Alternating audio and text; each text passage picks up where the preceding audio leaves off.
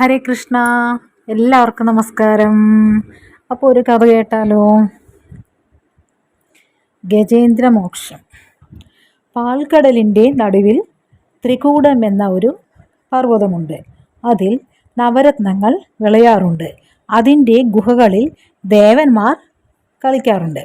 ആ പർവ്വതത്തിലുള്ള വരുണൻ്റെ ഉദ്യാനം ദേവസ്ത്രീകളുടെ കളിസ്ഥലമാണ്.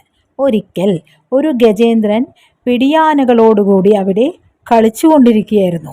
വെയിൽ കൊണ്ട് ദാഹം സഹിക്കാതെ അവിടെയുള്ള പൊയ്കയിൽ വെള്ളം കുടിക്കുകയും പിടിയാനകളെ കുടിപ്പിക്കുകയും ചെയ്തു. അപ്പോൾ ഒരു മുതല വന്ന് ഗജേന്ദ്രൻ്റെ കാലിൽ പിടികൂടി. എത്ര ശ്രമിച്ചിട്ടും അതിൽ നിന്നും രക്ഷപ്പെടുവാൻ കഴിഞ്ഞില്ല. കൂടെയുണ്ടായിരുന്ന ആനകൾക്കൊന്നും ചെയ്യുവാനും കഴിഞ്ഞില്ല. വളരെ കൊല്ലം ഗജേന്ദ്രനും മുതലയുമായുള്ള യുദ്ധം നടന്നുകൊണ്ടിരുന്നു. ക്രമേണ ഗജേന്ദ്രൻ്റെ ശക്തി കുറഞ്ഞ് മുതലയുടെ ശക്തി വർദ്ധിച്ചു വന്നു. ഒരു ഗതിയുമില്ലാതെയായപ്പോൾ ജന്മാന്തരവാസന കൊണ്ട് ആപൽ ബന്ധുവായ ഭഗവാനല്ലാതെ തന്നെ രക്ഷിക്കുവാൻ മറ്റാരുമില്ലെന്ന ഒരു ബോധം അതിന് ഉണ്ടായി. ഭഗവാനെ, ചൈതന്യ സ്വരൂപനായ അങ്ങയ്ക്ക് നമസ്കാരം.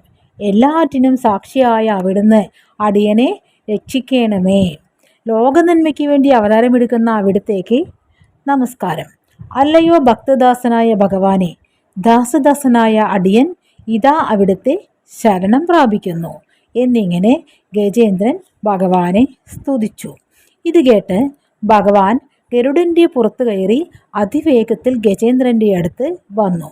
ഗരുഡൻ്റെ പുറത്തിരുന്ന് തന്നെ അനുഗ്രഹിച്ചുകൊണ്ട് നിൽക്കുന്ന ഭഗവാനെ കണ്ട് ഭക്തിയിൽ മുഴുകിയ ഗജേന്ദ്രൻ തുമ്പിക്കൈ കൊണ്ട് ഒരു താമരപ്പൂ പറിച്ചെടുത്ത് നാരായണാഖില ഗുരോ ഭഗവൻ നമസ്തേ എന്ന് പ്രാർത്ഥിച്ചുകൊണ്ട് ആരാധിച്ചു.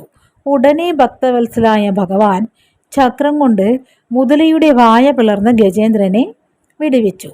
ഈ മുതലയായി വന്നത് ദേവലിൻ്റെ ശാപം കൊണ്ട് ഹൂ ഹൂ എന്ന ഒരു ഗന്ധർവനായിരുന്നു.